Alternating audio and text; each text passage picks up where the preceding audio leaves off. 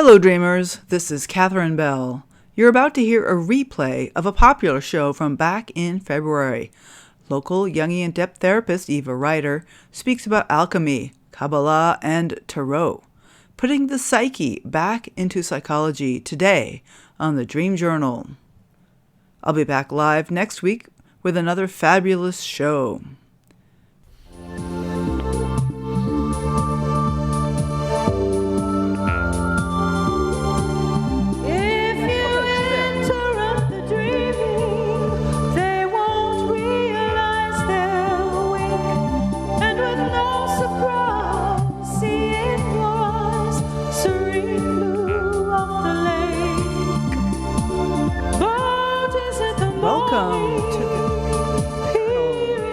From the studios of KSQD in Santa Cruz, the Dream Journal is a weekly show where we explore the healing powers of nighttime dreams through conversations with dream experts and with you. Time is keenly found. We are not alone. Water over stone, even if you're by yourself. In the words of Carl Jung, who looks outside dreams, who looks inside awakens.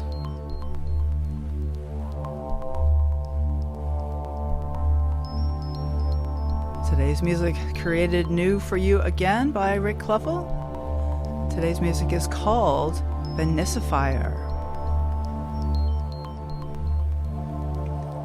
Dream alchemy and depth psychology.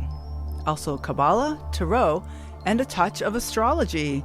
These are all tools in the tool chest of today's guest, local Jungian therapist Eva Rider. We're putting the psyche back in psychology. Stay tuned. I am your host, Catherine Bell of Experiential Dreamwork, and welcome to the Dream Journal. The Dream Journal is also a weekly podcast. Please subscribe, rate, and review. But most importantly, tell your friends. The mission of this show is to get people talking about their dreams. So why don't you tell your friends you're listening to this new podcast? And by the way, do you want to hear last night's dream? Something about talking about dreams that's just so valuable. So archives are also available at Apple Podcasts and Spotify, and also at ksqd.org/the-dream-journal.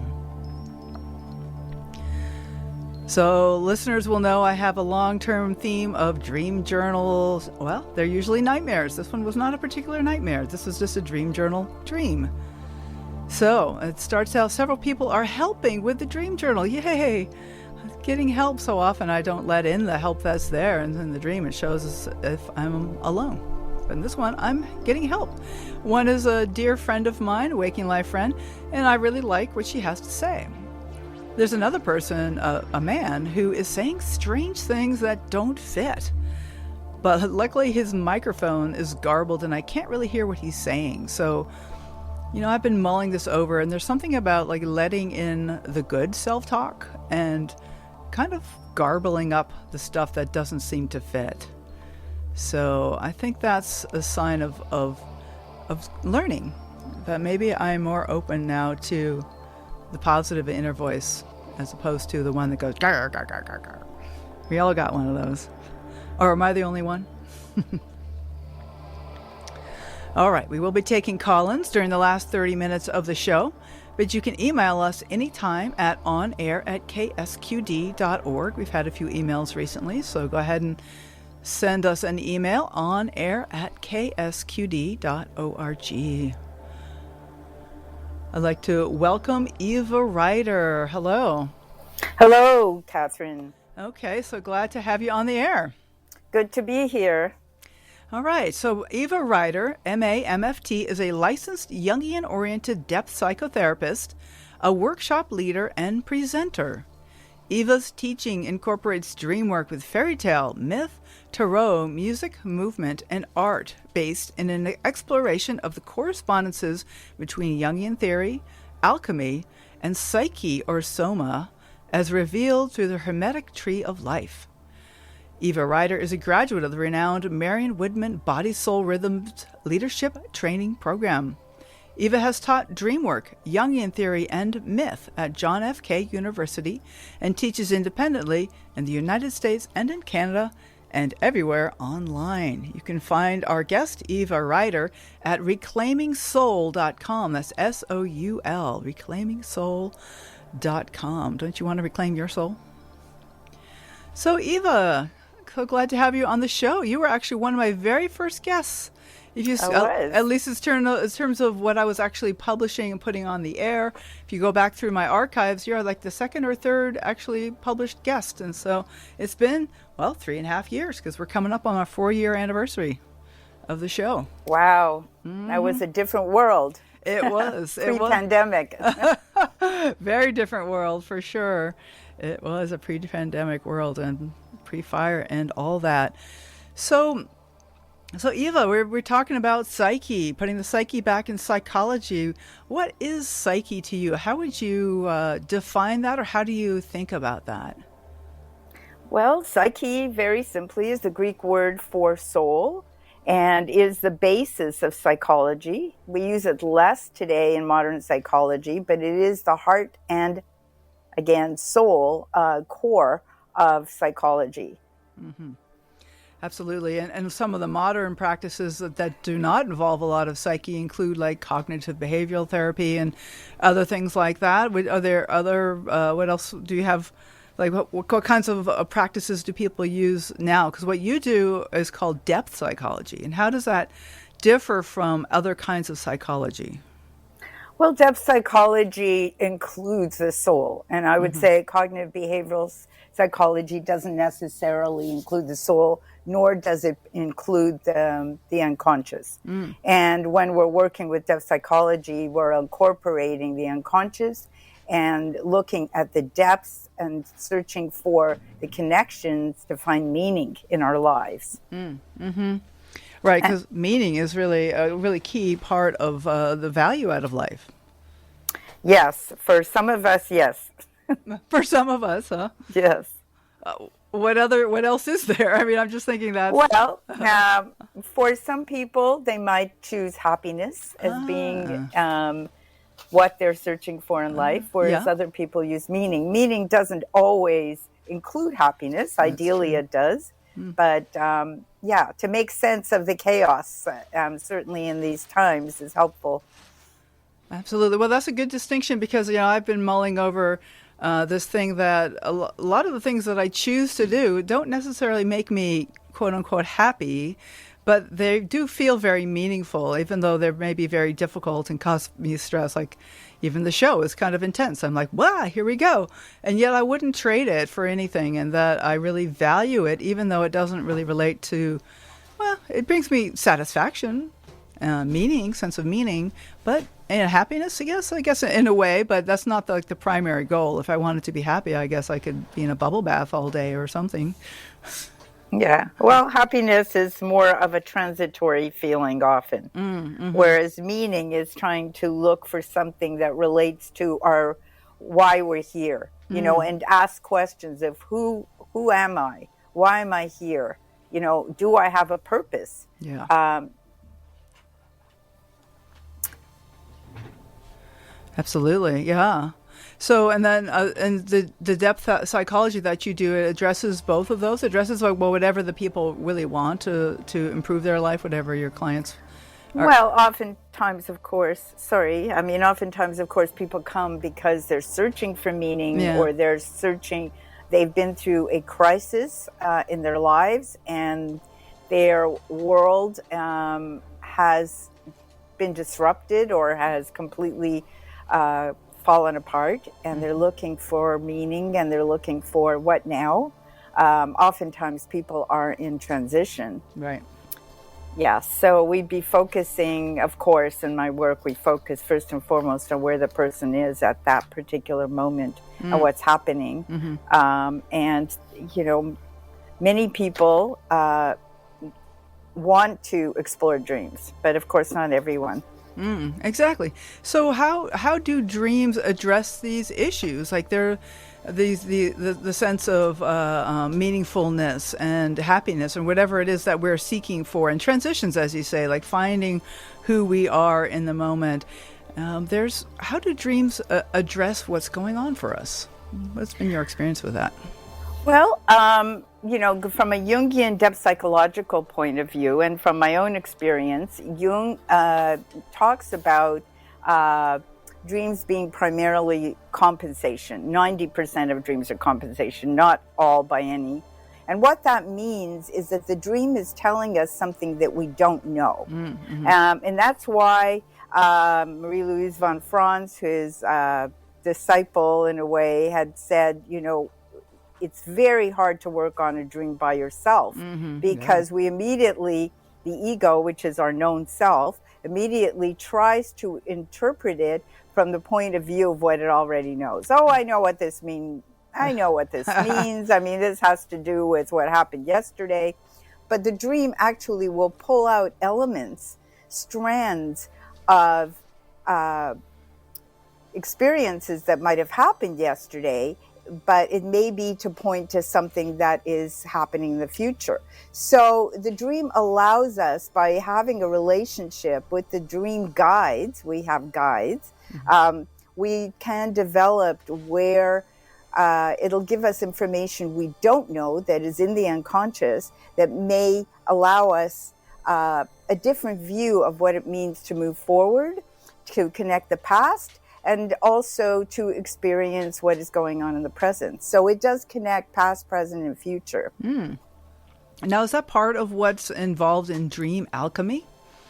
Well, dream, I spoke of alchemy because, alchemy is often embedded in the dreams. Right. Alchemy itself is the psychological processes from a Jungian perspective, because the ancient alchemies, the process was turning lead into gold. From a Jungian perspective, we're going to do that psychologically, not physically. So it's not completely a projection. But we would start with these. There are three phases, main phases. There are actually four, but three to look at in alchemy. And the first one is the nigredo, which is the breakdown of the old systems. And it's a very dark, the dark night of the soul. It can be described, experienced as depression, as something that is breaking apart, falling apart, disintegrating. What else can we say about that? Catastrophe? So I guess you're saying that people often go to therapy around depression or anxiety and that kind of thing, and yet sounds like you're saying that that's kind of the first step in the alchemical process. Yes, exactly. Yes. Yes, so that would be those stuck places. Often people come, as you know yourself, because they're having nightmares. Yeah. And they want to understand what the nightmare is saying. And the nightmare is a nightmare. It's a startled dream that is pointing to, okay, this is the piece you have to work on right now. But also images of ice and despair or mud or, going into underworld experiences, being chased. All of these fall into this category of the nigredo, the dark breaking down of the old structures, the old matter, what we thought. So that would be often the first phase of alchemy. So that's not to be afraid of those kind of dreams, but just to, have tenderness around them and recognize that something is starting to transform, something's ready for transformation. Is that correct? Yes, exactly. So what would be the next step? I mean, how does the alchemy work? How does it proceed? So the next step would be the albedo phase, which is called the whitening. The nigredo is a blackening, so that's the breaking down of the mush. The albedo would be the whitening. And oftentimes in albedo, you're going to see the separation begin of the spirit from the body. And so you're experiencing flying dreams, sometimes falling dreams, but often even liminal places, which are the in-betweens, for instance, being stuck in an airport. Or anywhere where you're up above, but oftentimes flying dreams are albedo dreams. Well, I've certainly been stuck in an airport many, many times. Yes, that's a common one. Yes. Yes. Okay. And so this is then where the nigredo is transitioning to something that's actually moving. There's some sense of change, right? Yes, it's where, traditionally it says it's where the spirit returns. You know, when you've been in a dark night, in a melancholia, when you've been really in a blue phase of your life, and there's no light there, then this is the beginning of the new light. So you know, it's a whitening. It's the beginning of hope, but it's not grounding yet. Okay. The grounding comes. There's an in-between phase called the citrinatus, which is a yellowing, where you begin to see the sun rise, and that's a whole fermentation and phase. But within each of these, psychologically, there are 7 phases, which we won't go into. Oh, wow. So after the albedo, you have the return, which is a reddening, which has to do again with the sun. The albedo has to do with the moon phase. You now have a reflection. You're able to see yourself in the albedo phase. That's why you might be up in the sky looking down in a balloon, or you know, sometimes just in your car seat or flying. As you come back to the rubedo, you may have images of the coming together, of a grounding. Foretelling might be a wedding, the birth of babies. Greening is always the beginning of this new phase. Grounded, beautiful sceneries. Okay. And then what comes after the rubedo? Well, that's it. I mean, well, you don't just. Oftentimes, these processes repeat. There are spirals as opposed to a circle that now you're complete. But you might have the beginning of a new life now. When you're in the rubedo, the new sprouts are there. You're grounded in a new life, in a new reality, and it does require you to be grounded. And then, you know, it may repeat. But of course, within these, there are many, many phases. As I've said, there are 7 phases within, and there are 3 what they call conjunctions. For instance, the wedding, the sacred marriage in the rubedo is called the conjunction. But that's not the end.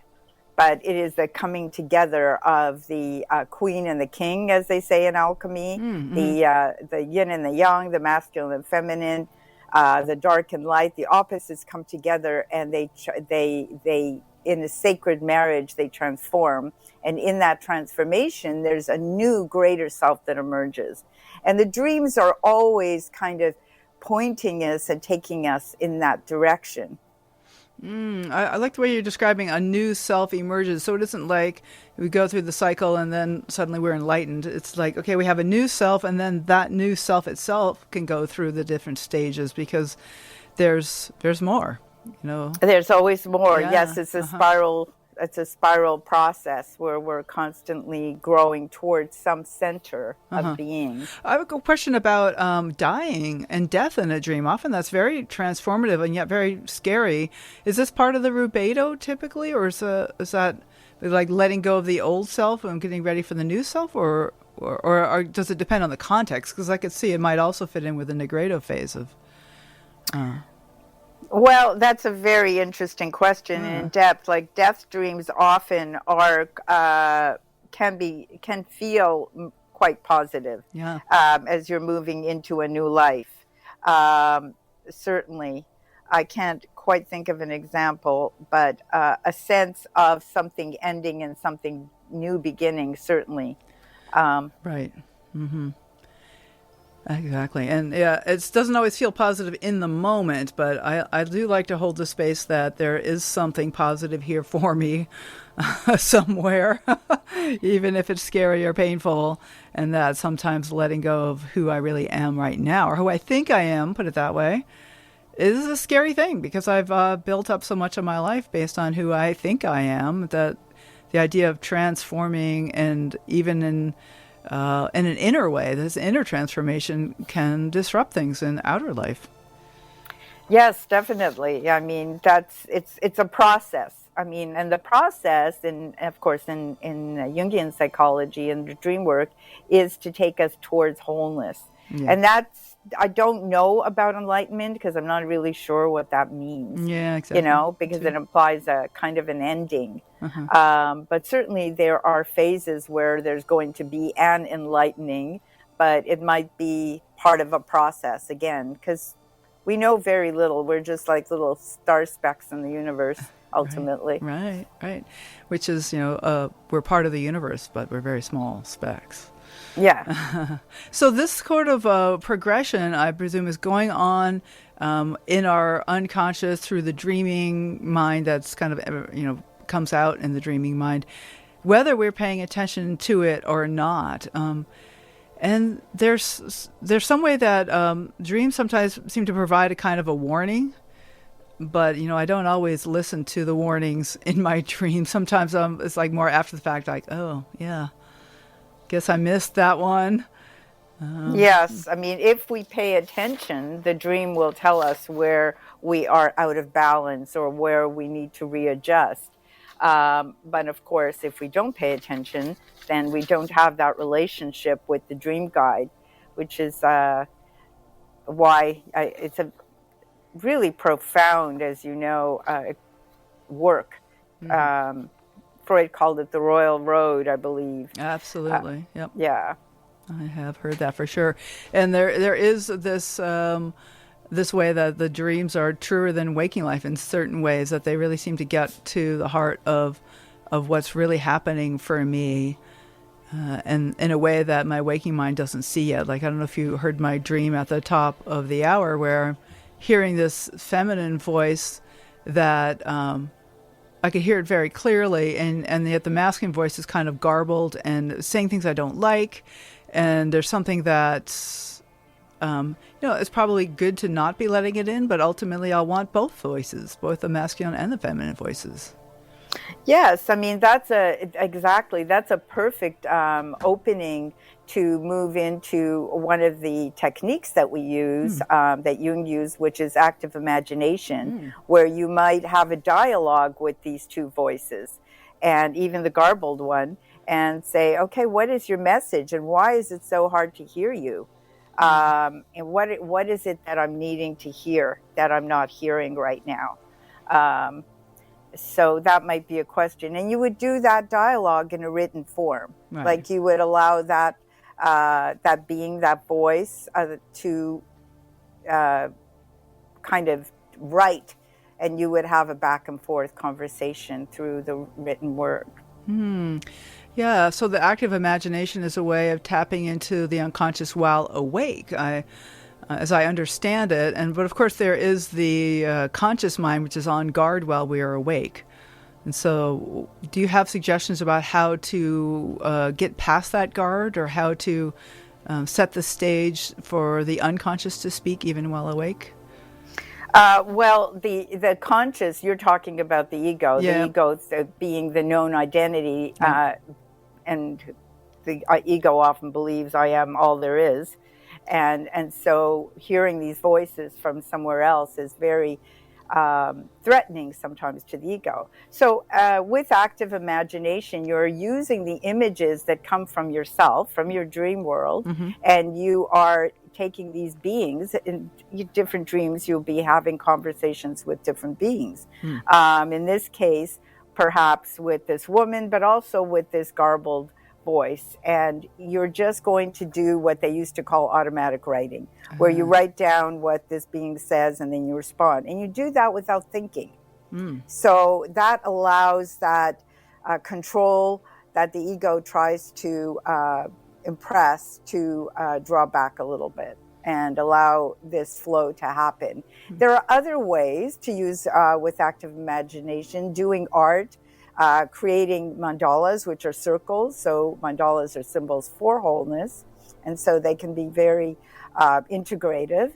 And then, of course, other techniques, so-called, are amplification is one of the things we might use, not in this dream. Like if you have a dream of a snake or a bear, you might want to look that up and see if that resonates. Not in a dream book, but in a symbols book, so that the symbol is an archetypal, meaning a universal one. You might get some information that way. Right. And then the last way is to look at the associations. Like, where have you potentially recently in the last few days encountered some kind of information coming from someone that might have been garbled, that wasn't clear, or what is it that is trying to communicate that isn't quite clear in the aeons.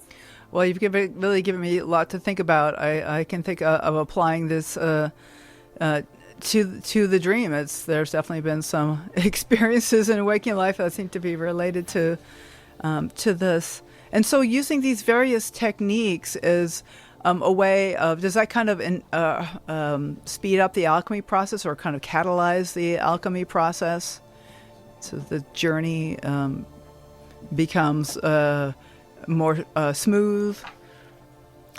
Well, I think any time we bring, as you know, the unconscious, a dream, into some form of consciousness, we're going to catalyze the alchemical processes, which are moving us from bringing the unconscious into consciousness, lead into gold, so to speak, metaphorically. So the journey is interesting. That the journey that we're talking about in the alchemy, there's other kinds of systems that invoke journeys as well. There's Kabbalah, the Tree of Life, which has its own progression, and there's also Tarot, which the whole major arcana are basically a journey starting from just you know the Tarot much better than I do. So Tarot and Kabbalah are things that you also work with, I know, and that you have a lot of experience with. How would you use those two? I want to call them techniques. Those two systems, those two systems of structure in a session with somebody, or how do you think about those in terms of the dream alchemy? Well, I wouldn't necessarily use the tarot in a dream session. It would be because I see the tarot as symbols, visual symbols that are archetypal, and so they would give us information about pathways if we meditate on them, but they're meditative tools. So they're not necessarily just dream tools, although they can overlap.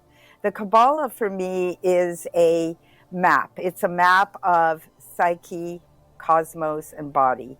And I use it as a map, and not to get into it because it's a huge subject, but each of the spheres on the Tree of Life, of which there are 10, potentially 11, correspond to an astrological element and to an alchemical experience. For instance, within the alchemy that we're talking about, if you're in a state of nigredo, there are stages within that, as I was saying, and these might show up on the tree.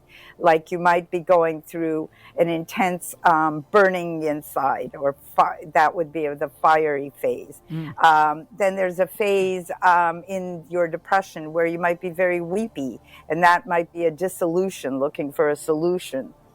And then there's a phase where you would want to separate so that you can have reflection.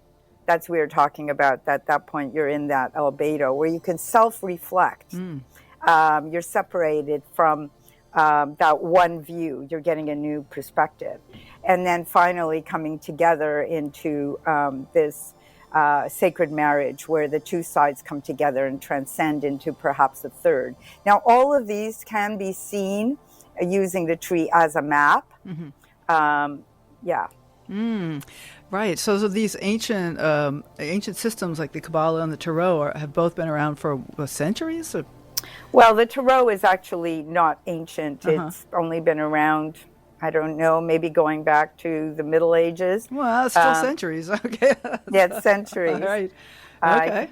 I think the Kabbalah itself is an archetype, so it is really ancient. I mean, it's seen as, I think it can only dates back to the 7th or 8th century. We don't really know how far back it goes. I suspect it's quite ancient because it is itself an archetype. So, Okay, well, wonderful. So this is Jungian therapist Eva Rider, and you are listening to the Dream Journal on broadcast from the studios of KSQD in Santa Cruz.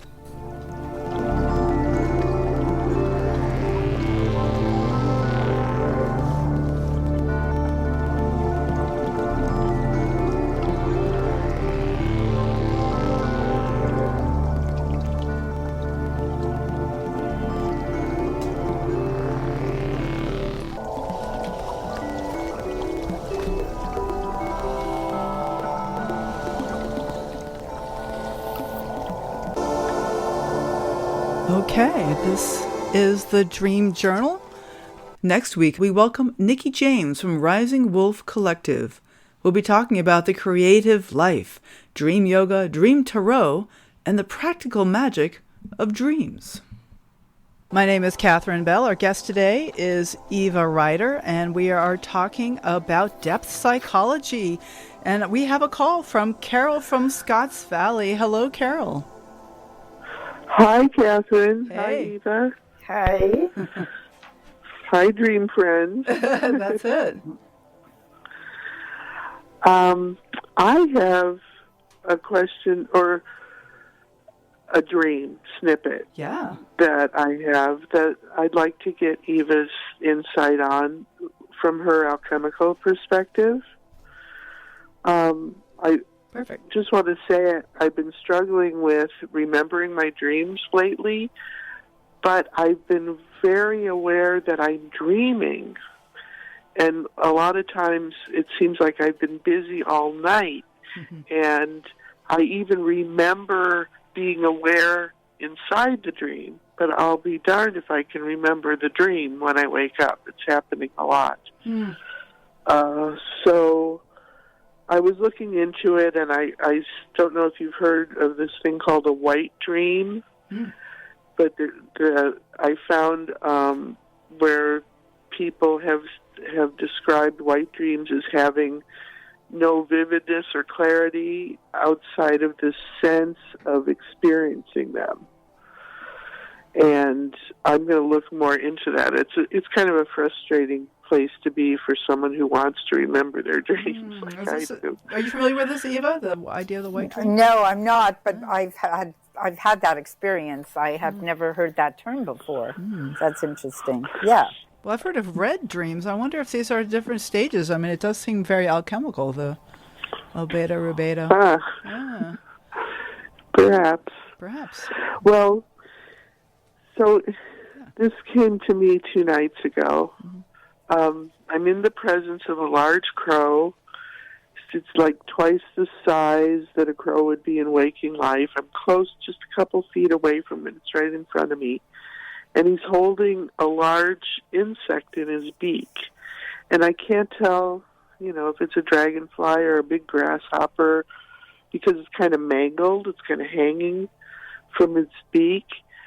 And I notice it's made of copper metal. So its body, when the crow moves his beak, I can hear the crunching of the copper of the insect body. The insect is metal, or the crow too? Just the insect? Just the insect. It's like made of metal. And I reach out my hand. I want the crow to drop the insect into my hand so I can examine it, because I want to know if it's biological or mechanical. That's my thought.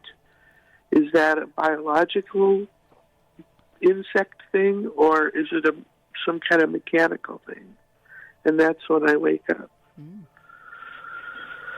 Wow. That is certainly a very alchemical dream. I mean, it's an excellent example of alchemy. So, and, not to interpret, because let's put it this way, as I often tell people, whatever I may say in interpretation may be completely wrong. And if you don't get an aha, then it is wrong. So the dream is coming from you, so it has to be resonant. But here's a dream in which you can work on very many levels, including drawing, painting, having a conversation with the crow.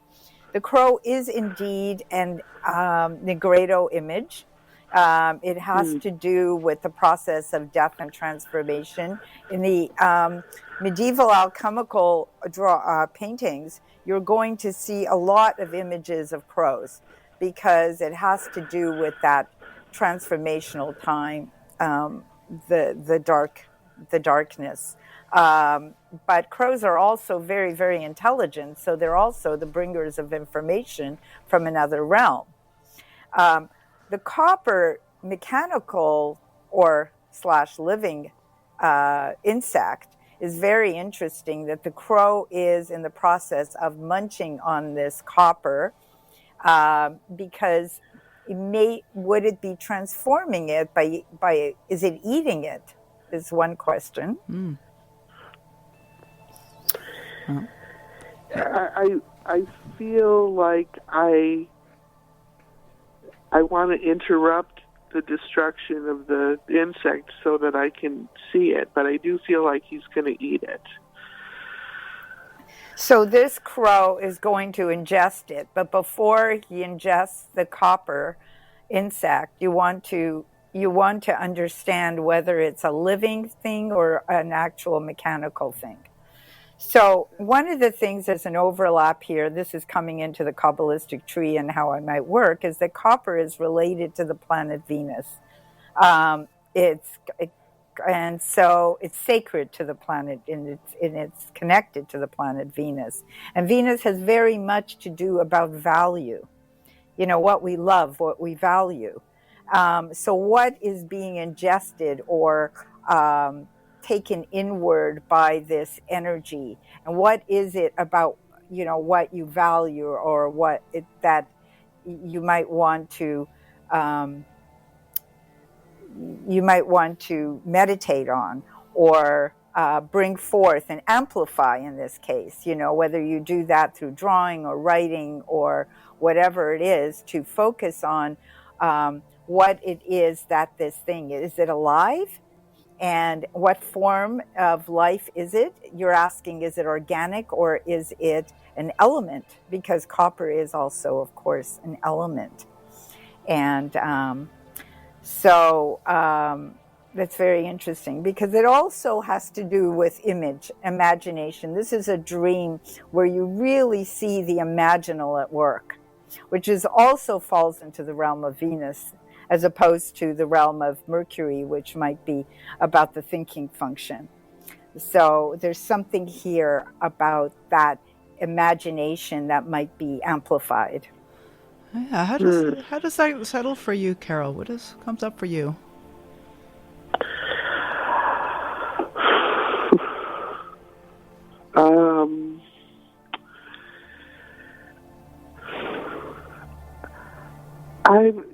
That's a good question. The feeling that I had was kind of unlike my usual feeling where, like, if I'm seeing something like a cat with a mouse, I'm wanting to,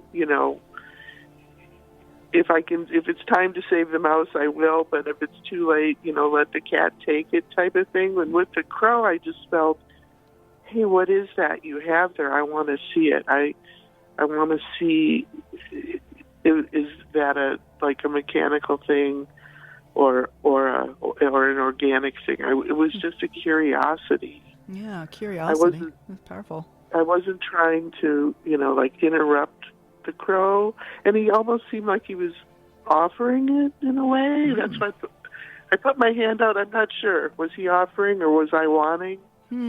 Or both. Yeah, it's a puzzle. Yeah, it is a puzzle, and that's the beauty of it, isn't it? Because there's that curiosity. You can then bring that into action by amplifying the dream. And you could, this is a beautiful dream to do an active imagination with, with actually have a conversation with that crow. And said, are you bringing this as a gift to show me? Or is this something that you want to ingest and make part of yourself? What is and even have a conversation, potentially a dialogue with this copper insect that is now about to be fuel for this, for the crow. I just got tingles when you said that. That's a good sign. That's my aha, I think. Yeah. It's incredible because this kind of dream, which is just images that are really, resonant and sometimes are so much more powerful because they're just the image than the dream. There are dreams where we get a complete story, right? Which is called the dramatic structure of the dream, where you go through a setting, and then there's a whole story that happens, and something trying to break into the conscious mind, and there's a resolution. This isn't that kind of dream. This is a very, very archetypal, symbolic dream, right? And it's so important to remember the symbol when most often dreams are metaphoric and symbolic. The symbol is something that comes as a gift to us to bridge what is in the conscious mind with what is in the unconscious. Yeah, and the crow is extra large too, which puts emphasis on the symbolic kind of metaphorical nature of the crow. It's not a raven; it's a crow, but large. Exactly. Yes. Very particular. Well, I'm definitely going to try the act of imagination with this one. And thank you so much. Thank you for calling. Thank you Carol. for that dream. That's a really amazing dream. It still resonates. Right. And if you're not getting a lot of different dreams, Carol, the ones you're getting seem very powerful and to the point. It's like, okay, let's go right to the crow. No story needed. And the insect, the copper insect. I mean, something about that. Those two. Yeah. I also feel like Carol, go ahead. Oh, I was going to say, I also feel like I want to draw a picture of it. Yeah, too, perfect. So. Yeah. Perfect. All right. Thank you so much, Carol. Thank you so much for that dream. Yeah.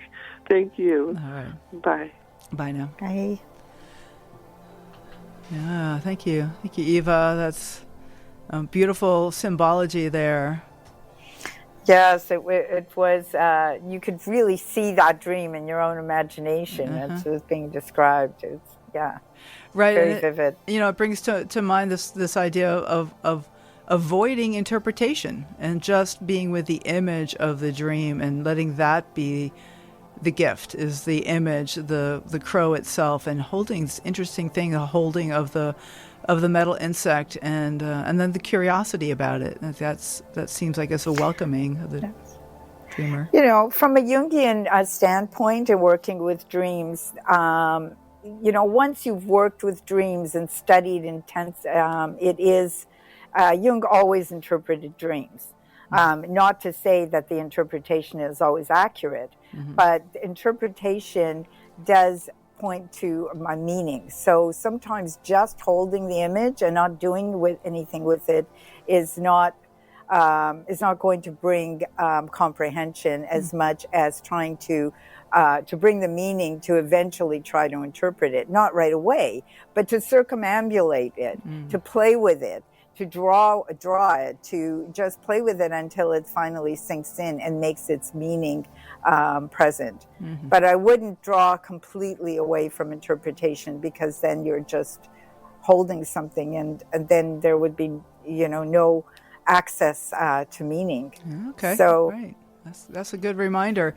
We just don't want to rush to interpretation, because I've certainly had the experience where somebody brings a dream and then they say, oh, and I know exactly what that dream means. It means this. And then I'm like, oh, well, then we're kind of like, how can we go forward now? Because there's like a pin in the butterfly on the mat. It's not floating around anymore. Right. And it's interesting, because Marie-Louise von Franz specifically, that when that happens, it's the ego interpreting the dream. I know what this means, because the dream is coming from what we don't know. It's coming from the unconscious. So when we interpret it from the conscious, we're interpreting it from the ego, and we're pretty much wrong. Pretty much guaranteed wrong. Pretty much guaranteed wrong, because what the dream is trying to show us is what we don't already know, what we're not conscious of. So that's why it really helps to have someone like yourself to help to unravel it.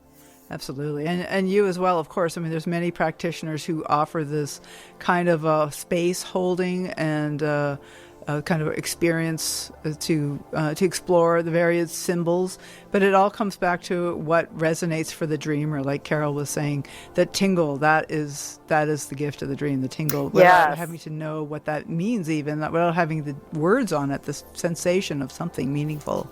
Yes, and we have those dreams. I mean, there are other kinds of dreams. There's the proprioceptive that Jung referred, I think that's what he called, the dreams that point to the future, which are fairly rare. Precognitive, perhaps? Yeah, they're precognitive, but it's called proprioceptive. Don't ask me why he called it that, but precognitive, precisely, but they're quite rare and they're quite precise when they happen, and they're oftentimes warning dreams.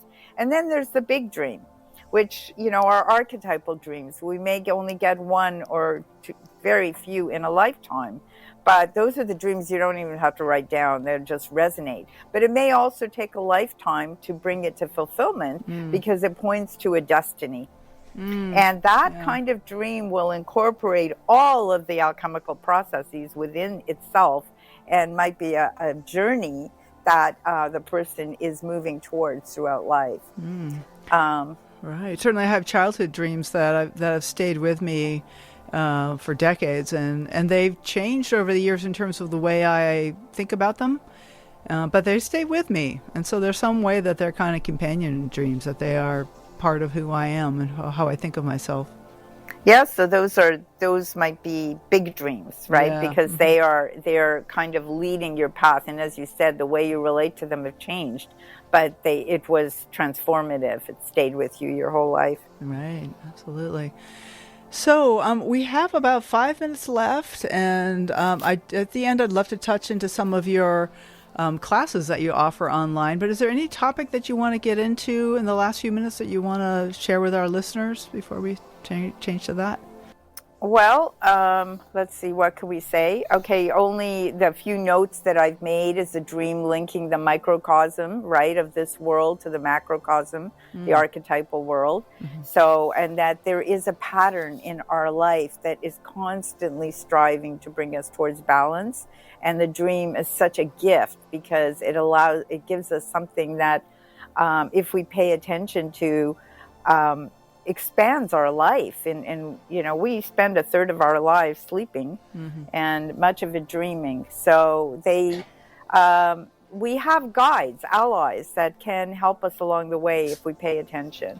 So that's one thing on dreams. What I have been offering over the years, you're correct. I think one was Fool's Odyssey and Mystic Fool, which was a series which I did on going up what they call the serpent path, going from Earth toward the divine, using the major arcana as the pathways of initiation through the tree of life. And then the next one, which was Sophia Sparks, where we returned coming down the tree, bringing spirit into the body, bringing spirit into matter. And I think our task right now, all of us, is how do we bring that which is unconscious into consciousness, into this world that's struggling for balance right now. And so the tree is a beautiful map for understanding the different levels, for understanding, as I mentioned, body, matter, earth, psyche, which is soul, and then also the archetypal world, which is divine, which is beyond that, and how we are constantly dancing between we are on a spiral journey, so to speak, throughout life. So Sophia Sparks goes into that, and that's about to be released hopefully by the end of this month. And where can people find that? That will be available on my website. There's not enough information there. They can write to me at Eva Rider at reclaimingsoul.com, and it will be available through Better Listen, Wisdom Feed, and also there'll be information on my Facebook page, Reclaiming Soul, on that. Okay. And Yeah. Okay. That's fabulous. And what you are looking forward to? What's coming up for you next that you're excited to share with us? Well, that's I'm just taking it moment by moment right now. So I'm going to be continuing to do the work and continuing to study. So I will see.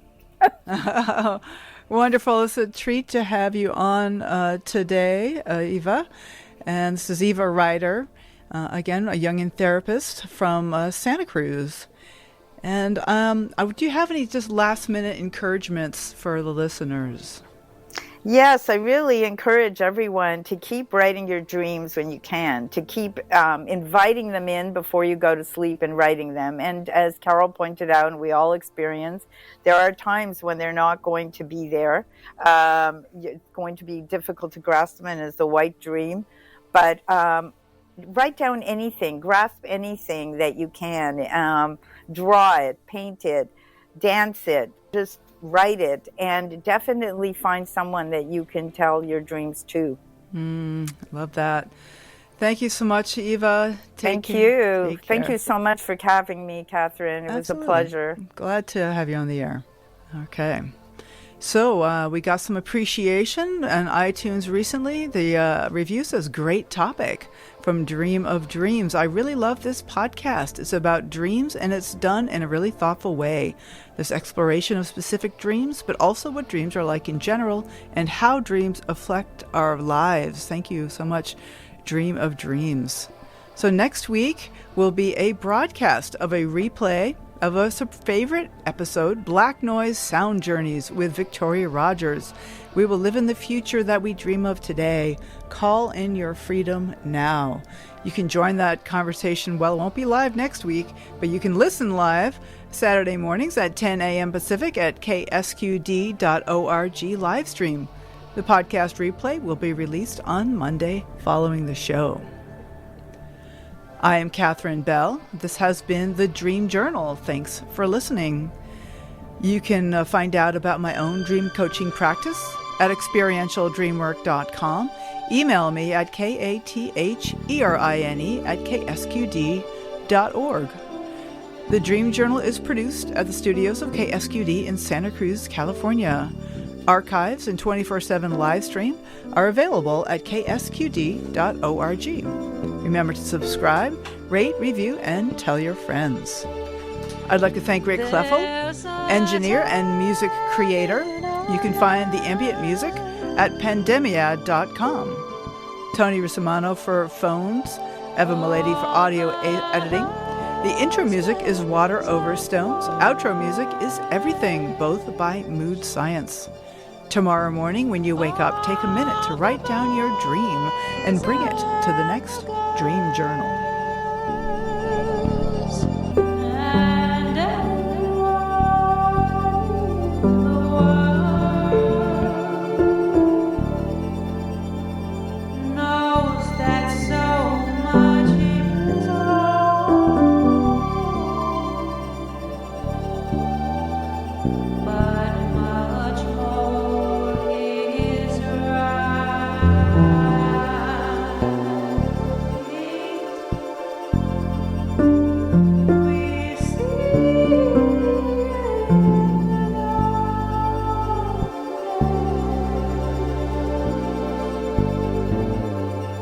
I shine.